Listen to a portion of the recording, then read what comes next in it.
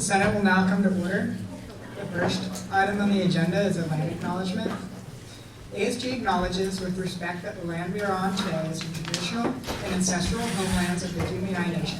We recognize the indigenous people as original stewards of this land and all their relatives within it. As these words of acknowledgement are spoken and heard, the ties nations have to their traditional homelands are renewed and reaffirmed.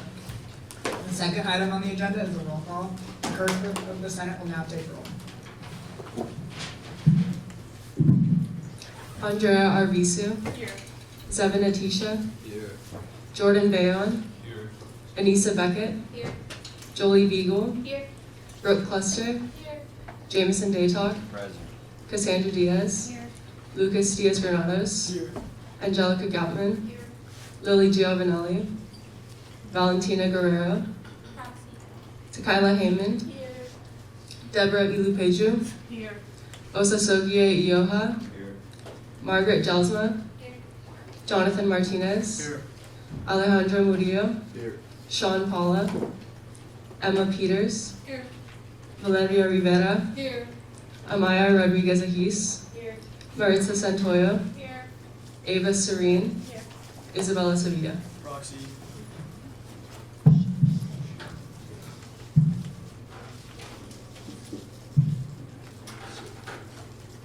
Our third order of business is the approval of the agenda. Is there a motion on the floor to approve today's agenda? Senator Jonathan. I move to remove the item presentation discussion on the humanitarian aid campaign by the ASG Executive Board. I move to remove it. There's a motion on the floor that has been seconded to remove the ASG humanitarian campaign presented by the ASG Executive Board. That has been seconded. Is there any discussion?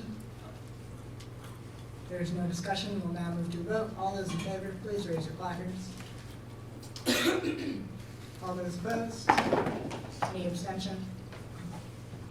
Motion passes with the removal of that from the agenda. Now we do have to still approve today the rest of the agenda for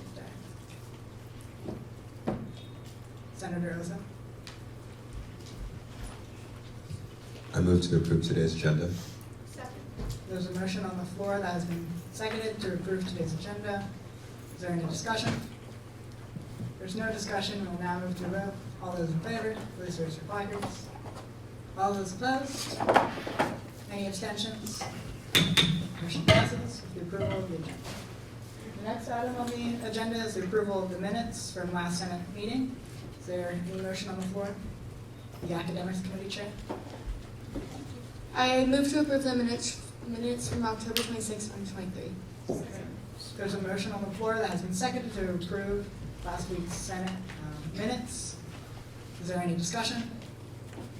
There's no discussion. We'll now move to vote. All those in favor, please raise your placards. All those opposed? Any abstentions? Motion passes to approve last week's Senate minutes. The next item on the agenda is report from the Speaker of the Senate. Hey y'all, I hope y'all are having a fantastic Thursday. It's our 6th Senate meeting. FYI, applications for the 4 vacancies are still open, so please tell your friends and your constituents to apply for the vacancies if they're interested. I would encourage y'all to try to get someone to apply. They're really fun. I hope y'all are having an amazing time, so just tell them. Next week, Raul from ITS Services is coming to Senate, so please make sure you fill out that Google Doc I sent out to all of y'all by Monday, so I can have that prepped and so we're all ready for it for Senate, because a lot of his topics are going to be like a discussion-based time, so I would like all of y'all to be ready for a discussion about how to better improve ITS interface with us, like the portal and the app. And then make sure y'all are going out into your constituencies before Senate and discussing. We're officially 6 weeks in, so your ideas for things y'all want to do should already be formed, and hopefully y'all are moving more into steps of taking action. And then let Senate lead team know if you want any specific topic or speaker to come to Senate this semester, or even for the rest of this semester.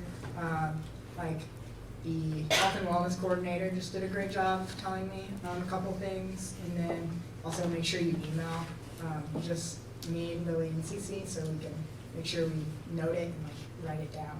And then please make sure y'all are attending other senators' tabling events, just showing support, whether or not it's like you're there just going for fun, or if you're helping out. They usually always need help. So please make sure y'all are going out and helping each other. And then yet again, I know I discussed this last week, but 4 of your 6 office hours need to occur in the ASG office space now. I know I approved some of y'all to have longer time out, but just make sure like you have 4 consistent office hours within the ASG office space. And then you can like move some weeks to like go out in your constituencies, but make sure y'all are having 4 consistent ones there. All right, next item on the agenda is reports from the Senate lead team. Happy Thursday, everyone. Sorry. So for Senate initiative funding requests, we've been reviewing those weekly. Congrats to Senator Jamison from Student Orgs and Senator Jordan from IDEA on their approved funding requests for tabling events. We have a little over $15,000 left in the fund, so just keep the awesome ideas and requests coming in. Just a couple reminders, try to keep technology usage during Senate to a minimum, especially when we have speakers. We want to make sure we're being respectful and engaged. And then as the speaker said, attending ASG tabling events.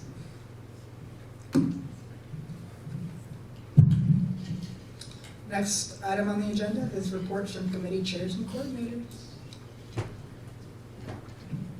Hi everyone, happy Thursday, and it's November, so yay. My committee has actually been very productive. They're making me so proud. So tabling event is going to be November 14th. We're hoping to submit a funding request for that, and having some like fall kind of vibey things, so apple cider, etc. As far as like initiatives and everything goes, we're all doing a lot of research and having a lot of meetings. So I listed those all up there. You can read those and catch up on them later, but they're all really good. And then our first grants meeting is next Friday, so I believe applications close on the 3rd. So please keep telling people to apply for them. We don't have a ton of applications yet. Usually they pull in last minute, so. Yeah. Hi all, we approved more orgs today. We have more orgs to approve. Later today, Senator Andrea will be presenting the old and new student orgs, so please be kind and hear her out. We are also hosting a tabling event November the 15th. It's really fun. It's going to be great. I will reveal more details next Senate. Just your little reminder, Val thinks you're awesome, so you should too. And then just a little meme right there on how I'm feeling, because my birthday's coming up and I want to stay young forever. So yeah, thank you. Hello everyone, happy Senate. It's Native American History Month, now that it's November. 5 distinguishable American Indian groups that are present in the San Diego County. At the time of the Spanish contact were the Luiseno, the Cahuilla, Cupeno, the Kumeyaay, and the Northern Viegueño. So I thought that would be interesting for you all to know. And then I listed some links that the USD website has resources on about the chronology of the indigenous peoples of San Diego County and the Indian reservations in San Diego County. I think it would be really good for us to engage in that and maybe be knowledgeable in some of these areas so that we can continue to go beyond the land acknowledgement. So just keep that in mind, and if you want to visit those sites, they're available to you there. They're pretty interesting. The chronology one was interesting with all the San Diego history and all of that. So yeah, hopefully you guys can check that out, or you all can check that out. Senator Jordan Bayon, like Cece mentioned, was funded in full for his initiative request. Yay!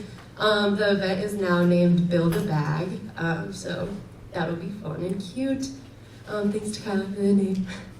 And then the donation period will stay from 11/6, but now the tabling event will be happening a day later on the 15th. That will be 1:30 to 3:30, and we will need volunteers, so Jordan will be sending out a spreadsheet or a Google form. Please consider helping if you are able to. And then I have resources to share with you all regarding Israel and Palestine. There is at the top a flyer of a talk that will happen, and we'll talk a lot more about that history. I also have a class that's Women in Islam and Confucianism, and my professor took an entirety of a week in explaining the history and doing some more, and giving me some resources to share with you all, so I will, I'm almost done compiling those up. And then it is Day of the Dead. Today, so my quote of the day is, if you can remember me, I'll always be with you. Thank you. Hi all, happy Senate and happy November. We're looking forward to our tabling event next Wednesday on November 8th. Shout out to Senators Ava and Alejandro for planning that. Our grocery lift codes are live and available every Sunday, so please share that with your constituents. We are also working on lift codes to the airport for Thanksgiving, so more on that coming up.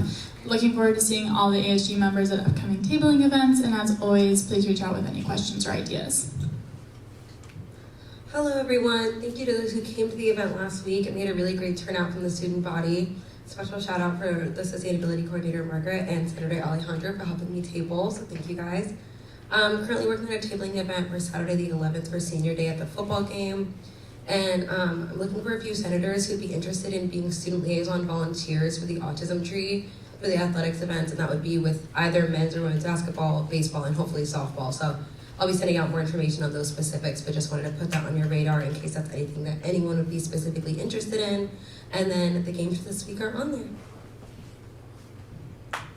Hello guys, happy Senate. So we finally, our first finalized wellness equipment focus group is tomorrow.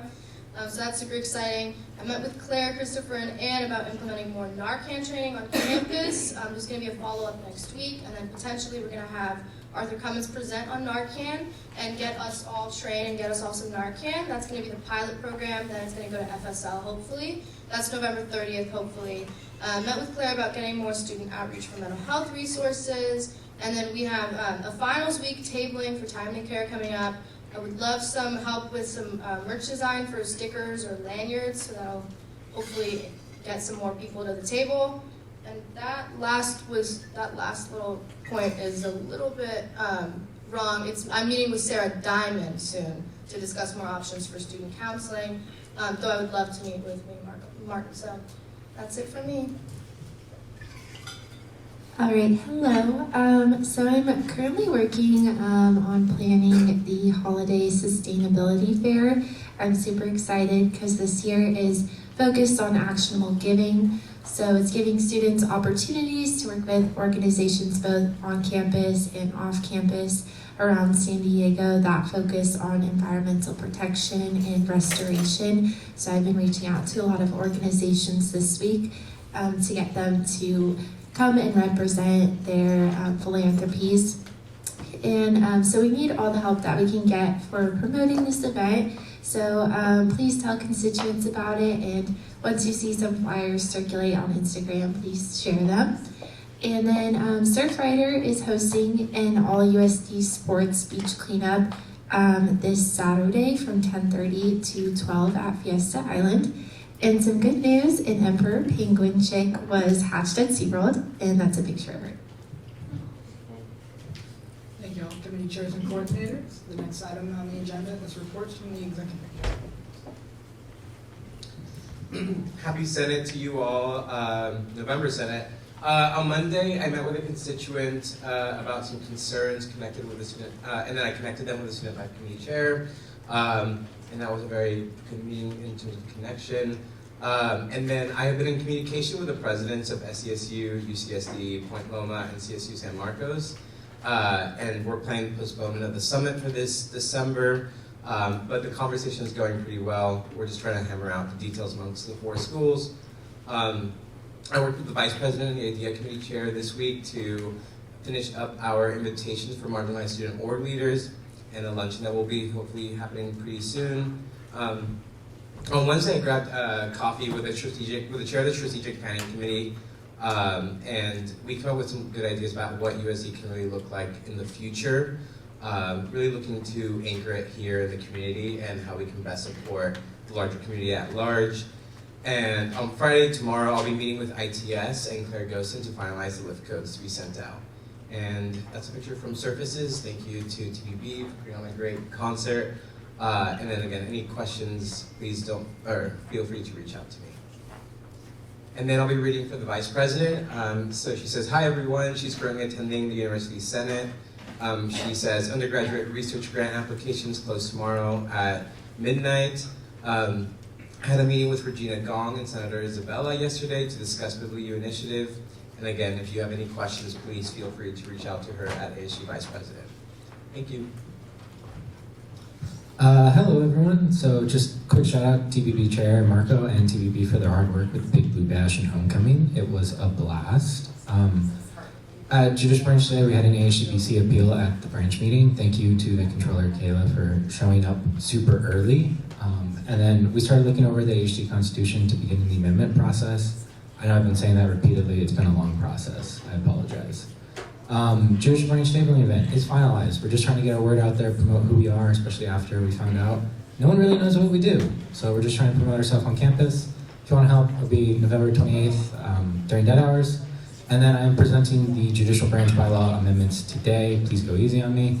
And then also just a fun little fact that the history nerd stuff over there, Rose Bird, the first female Chief Justice of California, was born this day in 1936.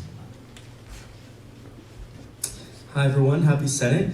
Thank you so much to everyone who came out to the Big Blue Bash this past Friday. It was so much fun, so thank you, and thanks to everyone who stopped by to our booth, stopped by our booth at Homecoming as well. It was a lot of fun. This past week, I attended the 75th Annual Steering Committee meeting, which is pretty much the planning committee for the 75th anniversary of the school. It was a lot of fun, so lots of fun events coming up next year. TBB is also hiring, starting in a couple of weeks, so if you have any friends that would be interested in joining TBB, we're going to be hiring some event coordinators. So yeah, I'll keep you all posted on that. And then the ticket drop for California Adventure is this Friday, so keep an eye out for that if you want tickets. Those usually sell out in like literally 1 minute, so be on top of that if you want to go. Upcoming events, we have Autumn Fest, California Adventure, as I said, Winter Wonderland, and De-Stress. Thank you. Hi all, happy Senate. Great job Marco and TBB for planning an awesome concert. I was there for a little bit and it was really cool. Continue working on Get Involved requests and working on ASG logo use specifically for student organizations with John and Chief Justice. And just some AHBC updates. We've allocated around $94,000 to date, and that's around 153 requests. If you have any questions, you can reach out to my email right there. Hi, I'm going to be reading the public relations chair. She says, happy Thursday, I'm at Media Day for Cheer. Reminder to submit your marketing request forms a week in advance. The link is in her slides. There are vacant senator positions, as the speaker said earlier, so tell your constituents about the open positions. They close on Friday the 3rd at midnight, as well as academic research grants, which also close on Friday.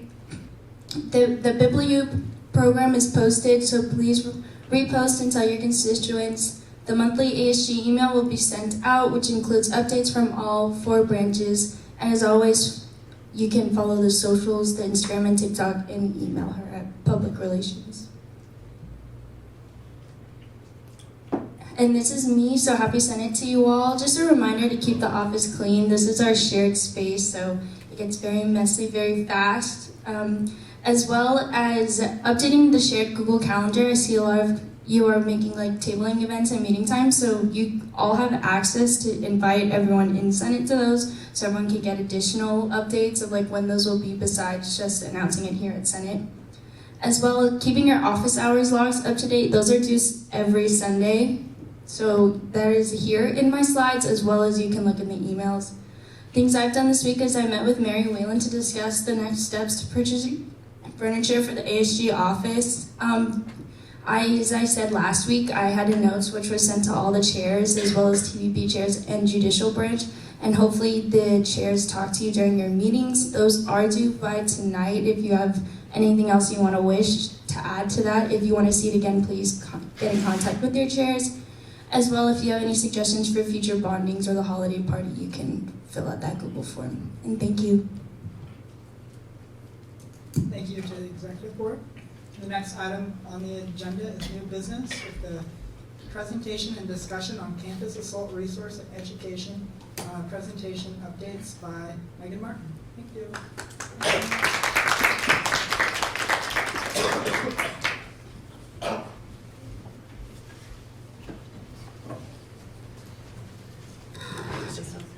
Okay, perfect.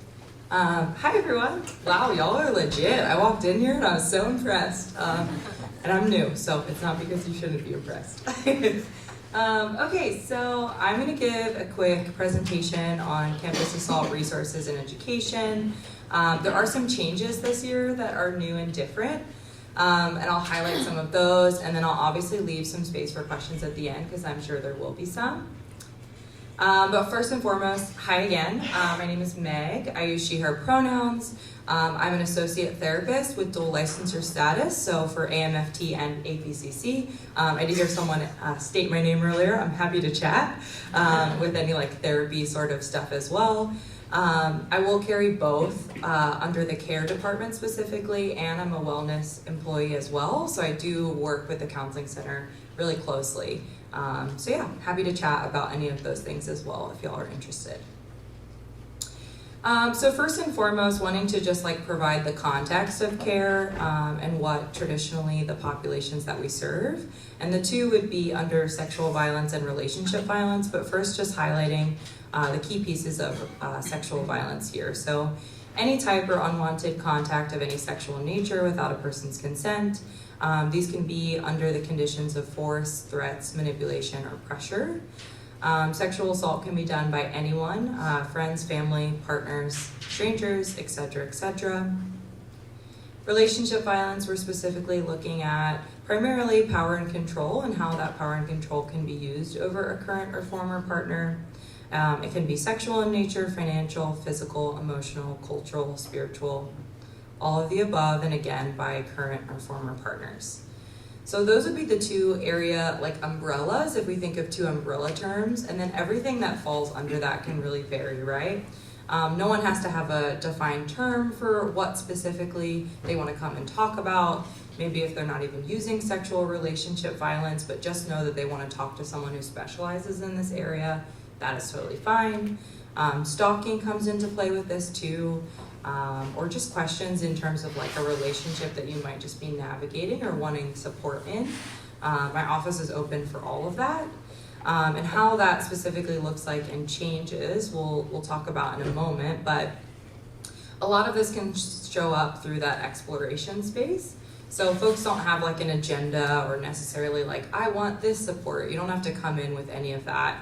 It can just be if someone just wants to talk about what has just happened to them or something in the past, or again, a relationship dynamic or struggle that they're going through. And a lot of that is through my counseling practice, being able to advocate and support and empower students to overcome those challenges they might be facing. Providing information and guidance. So as you can probably imagine, and maybe I might be speaking to folks who've had experience in this, but if you haven't, there's a lot of different things that can happen and either need to happen immediately or down the line if you've experienced anything like this. So kind of navigating some of the availabilities that we have on campus and off campus in the San Diego region as well, and guiding folks to be able to have access to all of the possible options that they can want or need. Facilitating or even just explaining what a reporting process can look like. Those things can be reporting through Title IX, through student conduct, off campus, maybe through SDPD, whatever the case is, whatever folks want to, even just outlining what that could look like or what the elements that have to occur in order for that to happen. Supporting with accommodation, I'll say this is probably the biggest area that folks often come in for. Traditionally, as you can probably imagine, if you're going through something like this, it might be one of the most difficult things you've ever been through.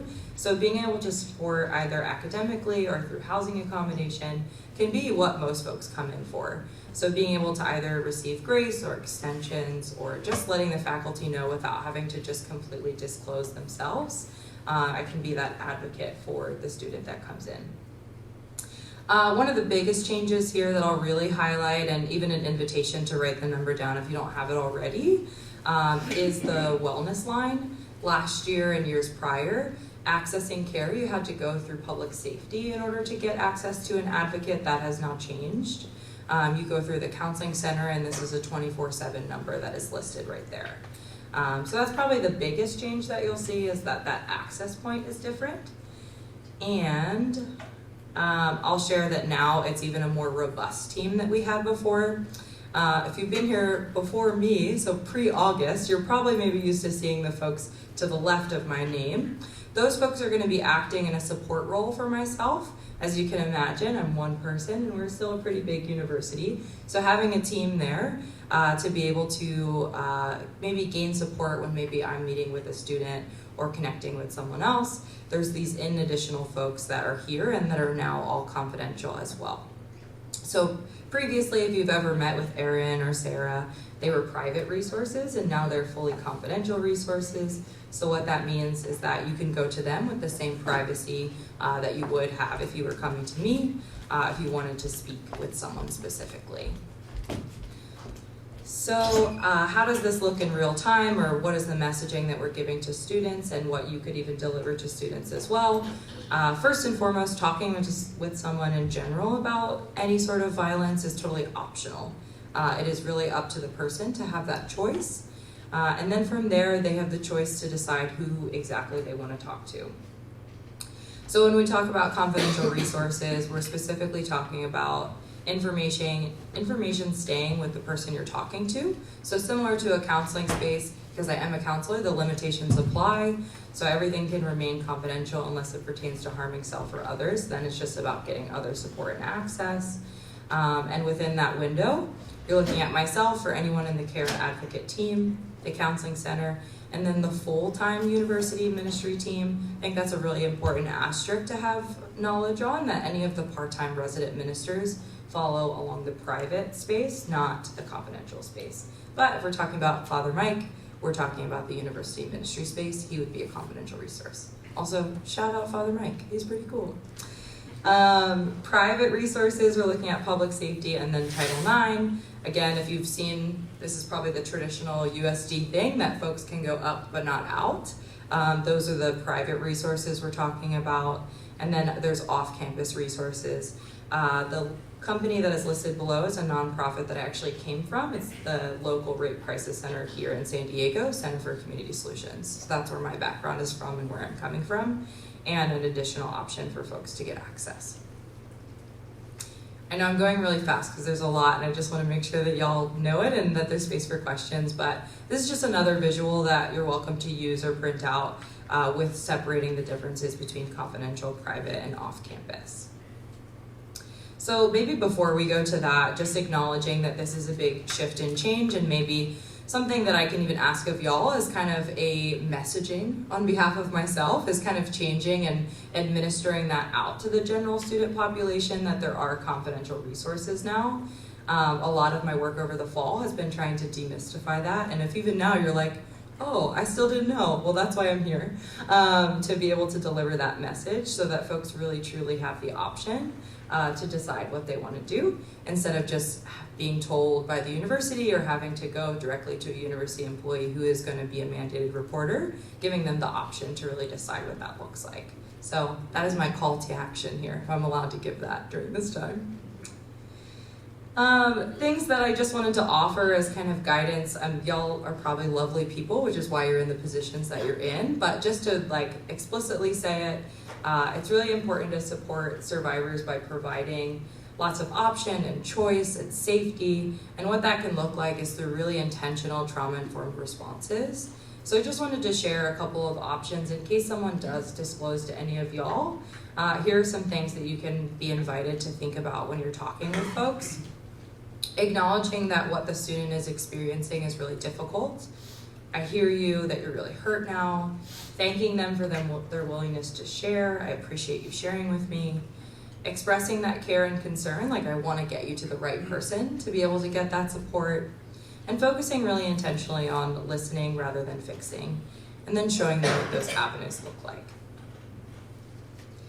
So obviously, I'm not going to tell you all what to say. You can take this and run with it with whatever flair you have, but some additional trauma-informed responses can look like the ones that are listed here, again with your own spin that you're welcome to use. So, just going to offer some space for questions, maybe in the difference of status and what it looks like in real time. The clerk of the Senate. Hi, thank you so much for presenting. This is a super important topic to have on campus. My question is, I've seen on in other universities, they have resources such as confidential, almost like group counseling. I'm not sure if that's the correct term to use. Is there something of that nature here at USD, or are there any plans to implement something like that? That's a great question. It's something that I'm personally really passionate about. Group therapy is just a lot of what my background is personally. I'm also a surfer, so I do a lot of like surf therapy as well. It's something that I'm definitely advocating for, but again, waiting to see kind of if there is student interest. So if you do know, and maybe as a part of the student government that folks are interested in that, I'd be happy to continue to advocate for that. And yeah, with y'all's support, maybe it could happen. ASG President.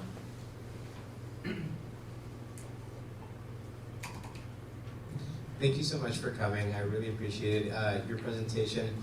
So are those the only staff members, I guess, who are confidential, and then all the, like, I'm a little bit confused about the nuance, like, those are confidential compared to like mandated reporters on campus, right? Mm-hmm. And so what, so students who are looking to not have their information disclosed can come to those, it was 6, I think, that are confidential? And all the counselors. No, okay, thank you. Yeah, and the full-time ministry staff. Okay, thank you. But hey, I would love to build my team, so spread that around. Senator Rosa. I'm just having a hard time understanding, what's the difference between like a counselor who's confidential versus one who's like private, or I thought all of them were confidential. All counselors are confidential. Yes. But like, what makes a counselor, what gives one a Point of confidential? order, you have to be recognized. Senator Rosa. What gives a counselor confidential status versus one who doesn't? A counselor specifically, like at the counseling center? Yes. All counselors at the counseling center are confidential. I don't know if I'm sorry if I'm not understanding the question. Maybe I just didn't understand you. Thank you. Yeah, of course. Student Life Committee Chair.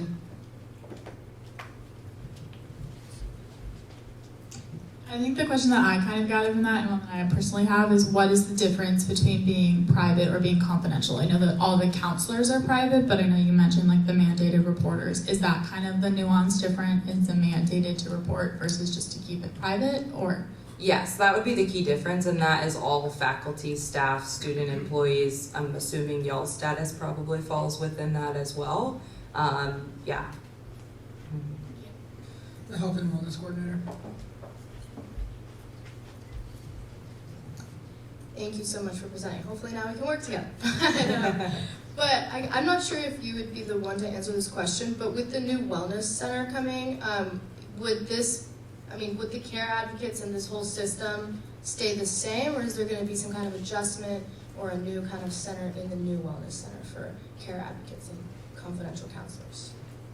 Yeah, great question. My understanding is that the care team will be moving to the wellness center. Whether, like, what the shifts will be in the hierarchy or that dynamic, I'm not sure. The Athletics Coordinator. Thank you so much for presenting. I think I'm wondering like what that support looks like. So say like somebody has now come to you, what are the, I guess, required steps that have to be taken if someone comes to you? And then also like what are the options that a student would have if they were to come in contact? Sure, yeah. As for required steps, there really isn't any. especially if they come directly to me. I would say the limitations to that would be if a faculty or a mandated reporter refers that student to me, that's when we have to involve Title IX due to those reporting mandates. But when students come directly to me, it's similar to like when you go see a therapist, there's no requirements necessarily. We can meet for as long as what folks want to and talk about all the plethora of options, and therapy included because I am a therapist as well, so yeah. Parliamentarian? I know that on campus there are a couple of different training programs. Could you speak more about the ones that are being offered and when those are? So if we'd like to attend, we can know. Yeah, great question. Probably the biggest one is the Violence Prevention Certificate, and that's offered through Sarah Diamond, who's the Associate Director for Prevention and Education. She's housed within SWIP as well. That is currently being offered actively right now, so the next one would be for the spring because it's currently almost completed. But that would probably be the closest one, and it's offered for undergraduates and graduates in 2 separate cohorts. We are hoping to allow that to be open a little bit more to just create more space, but for right now, that's how it's offered.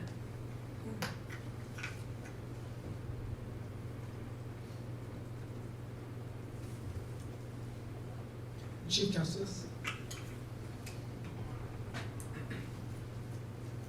Thank you very much for coming. I just had a quick question, especially since it related to one of our exec goals. Is care, excuse me, as I try to word this, is there a specific resource that students with special needs or disabilities who feel like maybe a normal counselor is not adequately adept to handle their disability? Is there a place where they can go to get more direct access to that sort of care? Would those folks directly be associated with violence specifically, or just with like disability considerations? Chief Justice?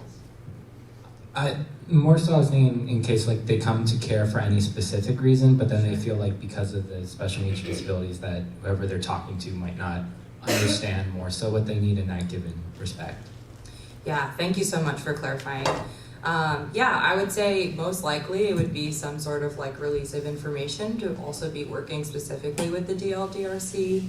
But I can confirm like within my own experience that I've received a certification in order to meet that need, because I do understand that there's a lot of populations that are severely impacted by these specific topics, primarily folks with disabilities in addition to people of color. So yeah, having a good amount of training for myself to feel like I can, and knowing the outside resources in case I can't and within my own limitations. Thank you for asking. Clerk of the Senate? Kind of going off of the previous question, are the care advocates and counselors also like well equipped to, sorry, I'm not thinking my words, to help students that may come to you who are members of the LGBTQ community as well? Yeah, definitely. I can confirm for sure that 4 of our care advocates are safe space ally trainers, and then 2 of us are rainbow educators as well, myself included. Good question.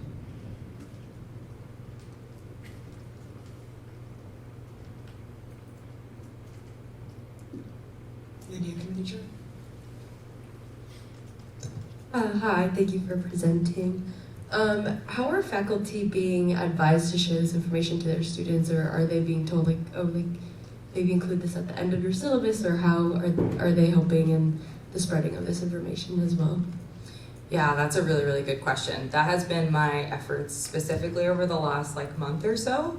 So I have a ton of like informational brochures. So if you end up like meeting with a faculty specifically that hasn't received any of that, please reach out to me.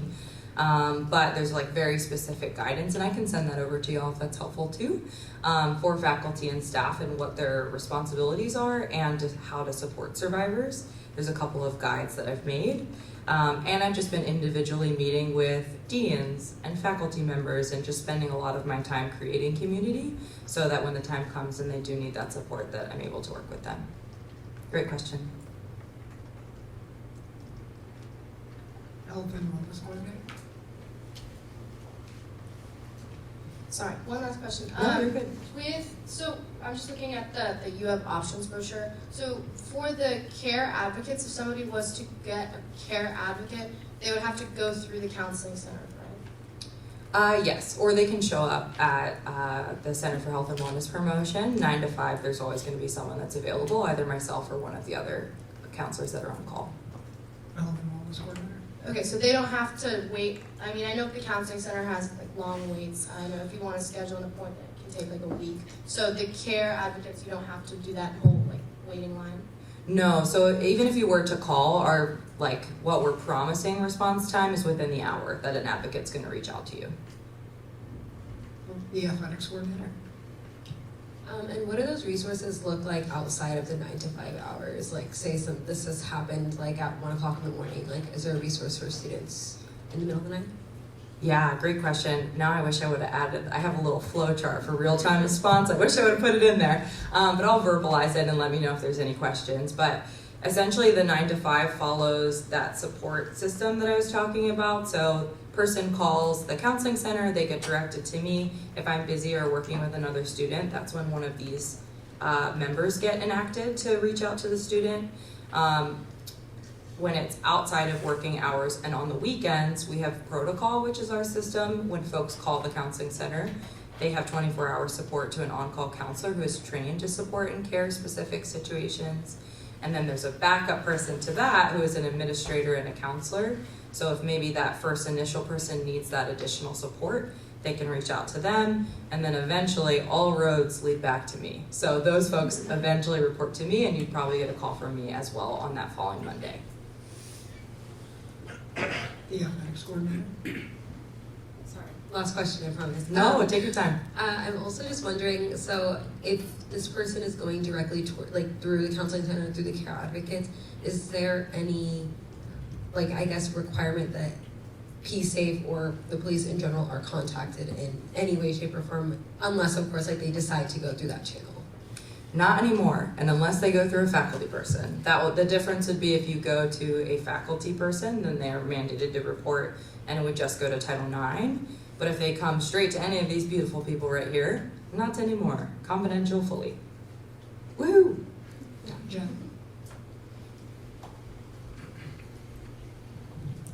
Megan, I know you've brushed upon this a few times. I think it would be really helpful to clarify what a mandated reporter does and then how that is compared to what these confidential care advocates do. Because I know you've talked about it here and there, yeah, but I think that would be helpful for them. I don't know if everyone knows what a mandated reporter is, so that would be helpful. Totally, thank you again. So mandated reporter / responsible employee / responsible leader, those will be the interchangeable terms that you'll hear most often. And basically what it means is within your employee contract, it is stated that you're one of those three things, and you would know if you are. It's very thoroughly trained through all of our student leaders mixed with our faculty and staff. And essentially what it means is, I know sometimes when we use these words, it feels like maybe red tape or sticky or uncomfortable, let's just call those into the conversation. But I think when we bring ourselves back to the ultimate goal, it's about getting the student resources. So why my position was added within that is to make sure that student can have the option and they're getting resources from the university, from a university employee without all of that extra sticky tape. But essentially if you hold this status, you're just required to tell someone, and that someone right now is myself in Title IX. And basically the end goal is just to get the student the resources that they need.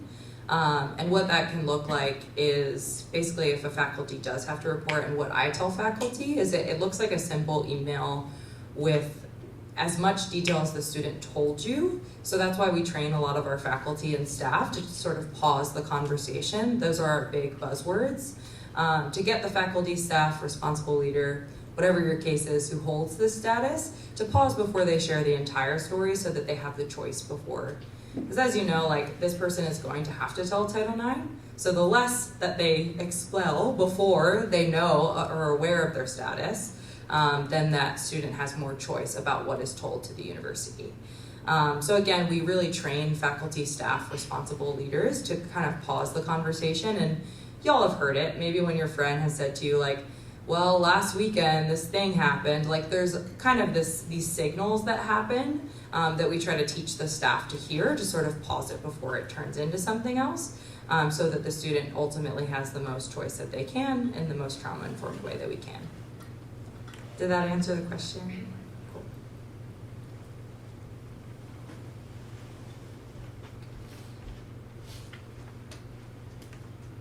Clerk of the Senate?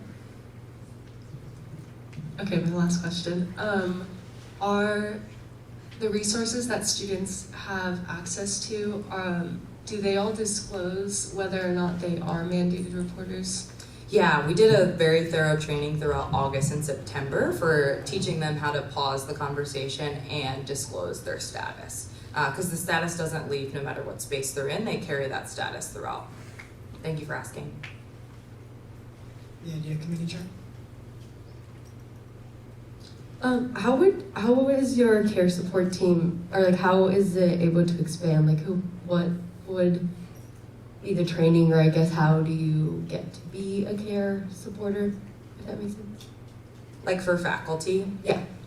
So previously, I guess to kind of backpedal to what it was before I got here, it started out of the Women's Commons, this care program, specifically with Erin, who's right here. She's been a mentor of sorts for me because she started this program. And what it looked like was a volunteer basis in which any staff or faculty could come and be trained up. So through, I believe it was a 4-hour training that's pretty extensive, teaching about all of the different like local resources, trauma-informed responses, what these sort of things look like, the identities in which may be most affected, et cetera, et cetera. And faculty and staff were able to just sign up and go through a vetting process to become this. For right now, at least over this next year into 2024, we'll be holding this model and not bringing any faculty or staff newly added to it. And for students, that goes the same as well. The closest like student option, if folks wanted to get involved, would be through RSVP, which is done through Sarah Diamond. And that program is about teaching other students or classrooms on campus about sexual and relationship violence.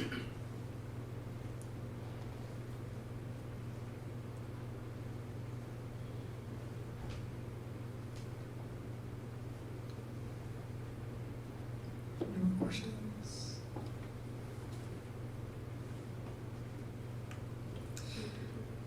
One more. Sorry. Senator Lucas? This is kind of a random question, but does CARE present to freshmen during orientation? Yes, I did through Be Well and all of the third week check-ins and everything. CARE was So you get this represented. info? Oh, thank you.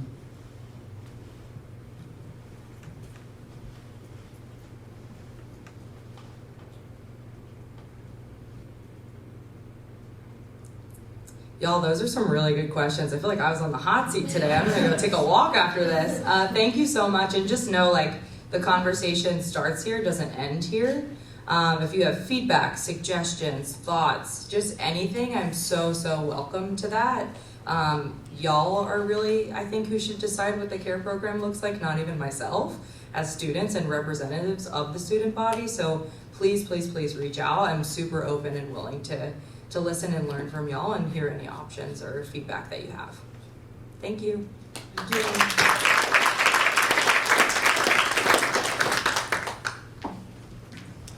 Next item on the agenda is a presentation and vote for new and returning student organizations.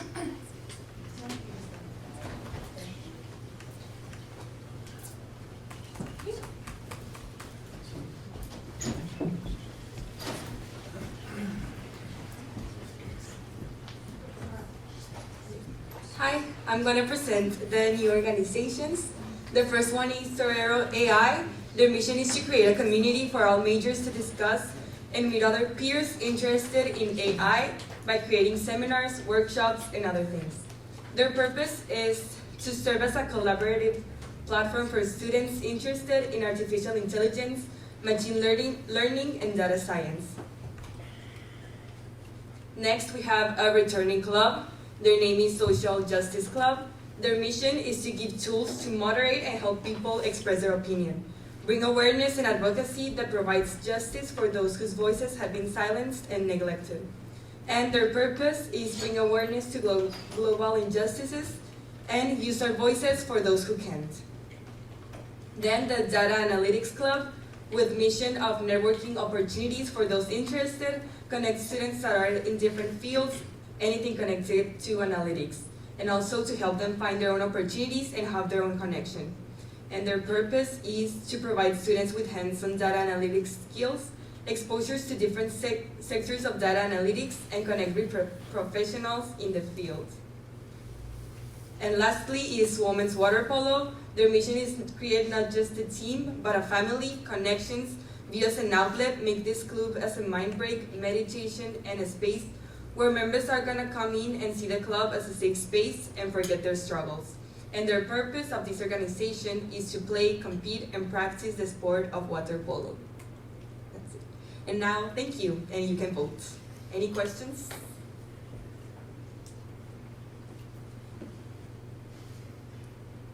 Senator Shaw.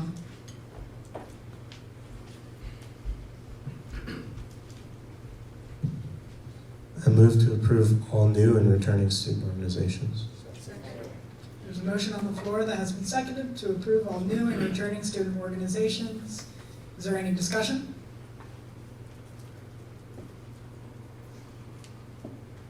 There is no discussion. We'll now move to a vote. All those in favor, please raise your placards. All those opposed? Any abstentions? Motion passes with the approval of all new and returning student organizations. Thank you all. Thank you.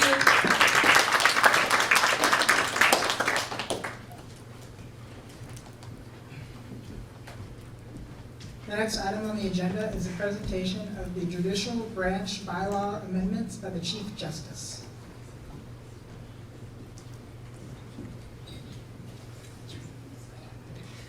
Real quick, let me just pull up the form.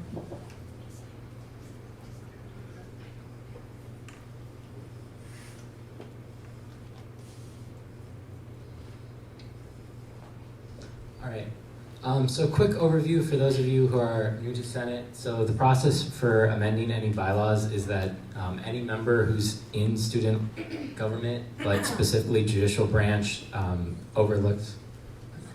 Oh, okay, sorry. I don't know. Let me see if I can make it bigger for you. Sorry. I don't use Mac very often. I apologize. Here we go. Is that good? Is that good? Okay. Sorry about that. So as I was saying, judicial branch oversees the amendment process for any ASG bylaws and the Constitution. In this specific instance, this was something that the judicial branch from last year got started and then we never finished just due to running out of time. So judicial branch this year decided to start off with our own bylaws to finish it out and give everyone who was new to the team the experience of going through the amendment process. So there's just various comments and notes made throughout. A lot of it is nuance and just making sure that it's up to date and that things are consistent. We had a lot of like small things where like bylaw was spelled like 3 or 4 different ways throughout the document. So there's various things like that.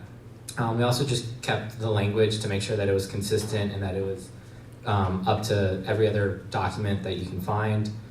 For example, changing from judiciary to judicial branch, because that's how we're actually marketed and that's the name. The one big change that we sort of did do, and this was after deliberation, after going through the process of hiring Cole as our new associate justice, is that for the appointment process, we have to have one faculty member with expertise in Robert's rules. And everyone sort of agreed that that is kind of a headache and that it doesn't make a lot of sense since they're sort of just at that meeting. They're not even at the interviews a lot of times. So instead what we did was change it so that an ASG advisor will be present at the nomination committee as a non-voting member. Everyone else's roles still stay the same. Nothing else changes. We just made it so that it's not just a random faculty member.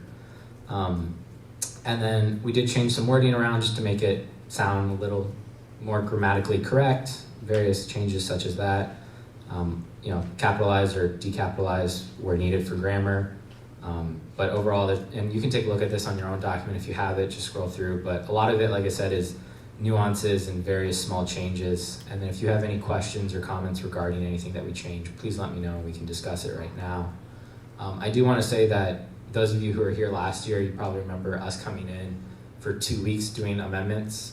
For whatever reason, the judicial branch bylaws are different, where it's not present one week, then come in the following week for a vote. It is present and vote in the same week. As to why that is, I don't know, but that's what's stated. So if you vote to approve at the end of this meeting, we won't have to return. And then yeah, I can just keep scrolling through, and if you have any questions, please let me know if there's anything that catches your eye or ask why we changed this or anything.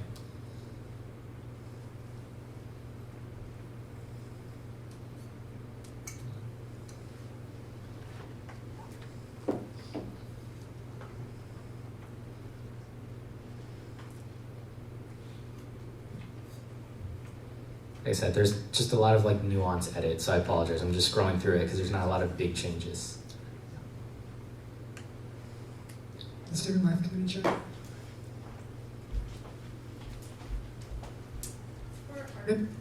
For Article 5, hearing procedures, what do you mean by need to be updated and institutionalized?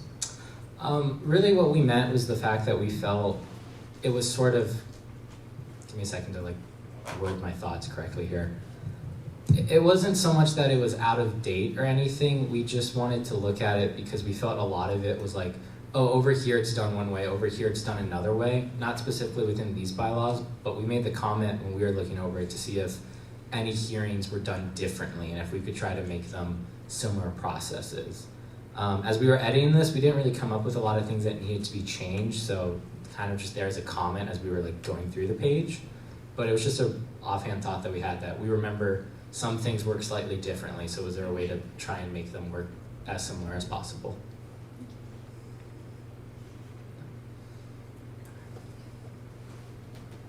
ASG President. For the for the selection of the section of the significant change there for the selection, my question is, because this process is also outlined in the Constitution, doesn't the Constitution take precedence and we can't change something without amending the Constitution first? We thought about that and we deliberated on that. And what we came to the conclusion of is, since we are trying to amend the Constitution, and this is something that we wanted to address, that in our constitutional amendments, it would be something that we changed and addressed. Clearly, for those of you who don't know, the Constitution trumps the bylaws, so if there's anything that's different in here than what's in the Constitution is what's to go by. So if we change this and then we don't end up changing the Constitution, it would be, I guess, a little confusing for anyone who sees it for the next, however long it takes for the Constitution to get amended. But our thought process was, because we were looking at this and looking at the Constitution, that we wanted to get it down and we wanted to start the process of getting to a more streamlined process. So our intent is to change the Constitution.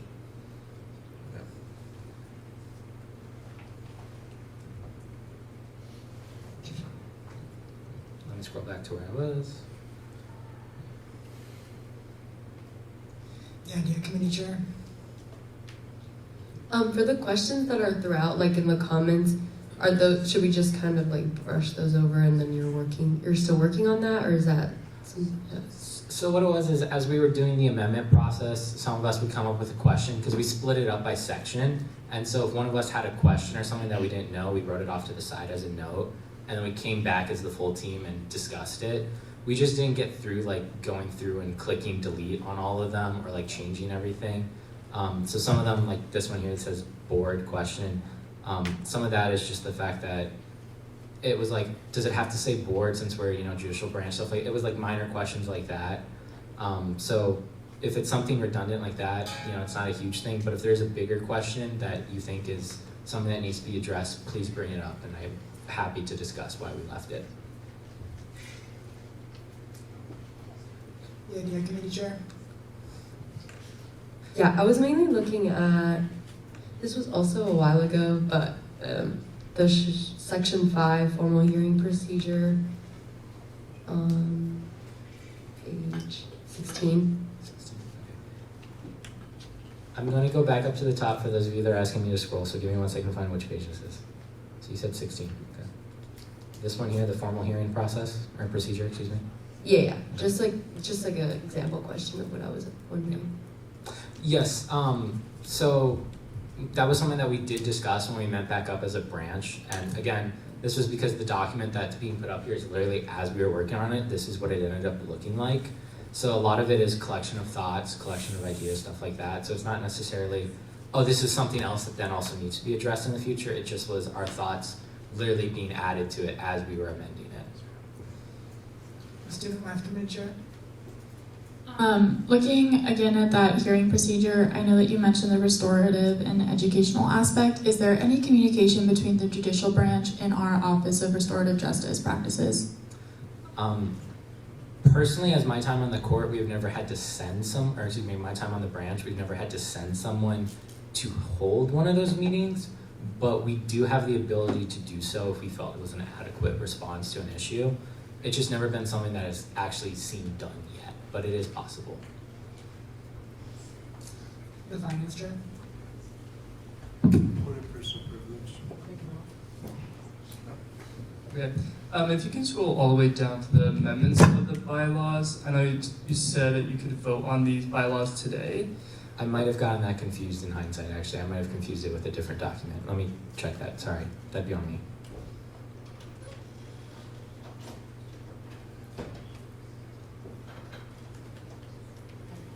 Yeah. So, in other bylaws, it mentions that it must be presented to Senate and then be left up for a certain period of days and then voted on. What I was referring to is here, it doesn't say that must be posted for a period of days. So we can certainly give you guys time if we want to come back within a week or whatever period of time it is. But unlike other ones, it's not a requirement on these bylaw amendments. The Finance Chair. So I think just my question for this is like, do you want to have like more streamlined process for all bylaws for amendments? Because I feel like if we have different ones for each different bylaws, I feel like that doesn't make sense for at least the bylaws. So are you keeping with this, and if you change other bylaws, you'll change it to this method? Or what's your thoughts on that? I think that our thought process, and to be fair, because there's a few different bylaws that have slightly different procedures. Some of it is a matter of who posts it, how long it's up for, stuff like that. So there is slight differences scattered throughout. So our thought process was more so as long as it's clear and concise of it's made as a amendment, it goes to Senate, the vote is outlined in Senate. We weren't too conflicted on like, oh, do we have to come up with a time frame or do we have to figure out who posts it if it wasn't already written there? But in regards to other bylaws, we are aware that there are a few differences. So if that's something that you think we need to address, certainly more than willing to try and discuss it as the branch and come back and see if we can come up with something. ASG President. I know going back to I know that you discussed with the branch that you all would be looking at the Constitution at the same time as the amendments to this, to this bylaws and to the Constitution. Do you have a time frame for like the Constitution? Because I'm a little bit concerned about, because I've been on judicial branch before, and so amending the bylaws are hard in themselves, and the Constitution is slightly harder because you do need student body input, and so I'm just a little bit worried that these amendments would be done and the Constitution would still be standing as it currently is. Yeah. Our answer is sort of, we thought of the same thing, and the fact that this was something that we started last year and then didn't get around to finishing to this year. The Constitution is something that many judicial branches have talked about amending and then never gotten around to, in complete honesty. But the fact that it's been a hard-cut goal of ours since the beginning of the year, we're dedicated ourselves to making sure that the Constitution does get amended and does get updated. So we thought that if we update this, we will for sure get to it in the Constitution. And if the worst case scenario, it doesn't, the Constitution is still there and it would trump, which as someone who served on the branch now for 2 years, I realize it is kind of annoying to have the differences, but we're trying to get the process of getting these things updated. So in order for us to then have to come back to these bylaws after amending them this year, if we amend the Constitution and then there's a difference and we have to come back, either way we felt that we should just address it as it comes up, especially since we're dedicated to getting those Constitution amendments done. The Student Life Committee Chair.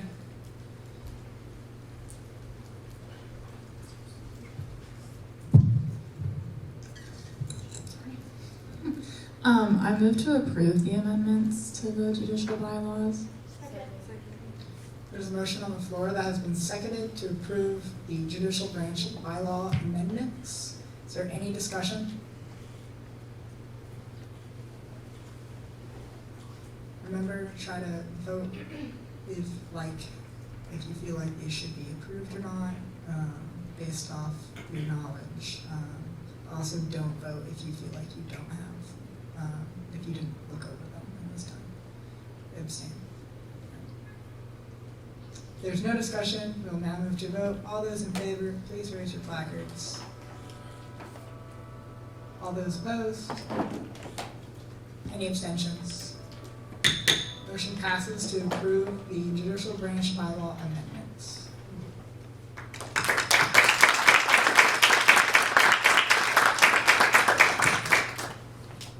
Okay. The last item on the agenda is the final business and hearing of the public. At this time, any senator may take from the table any motion previously laid on the table in the week before or present urgent business. Any member of the public may voice any concerns to the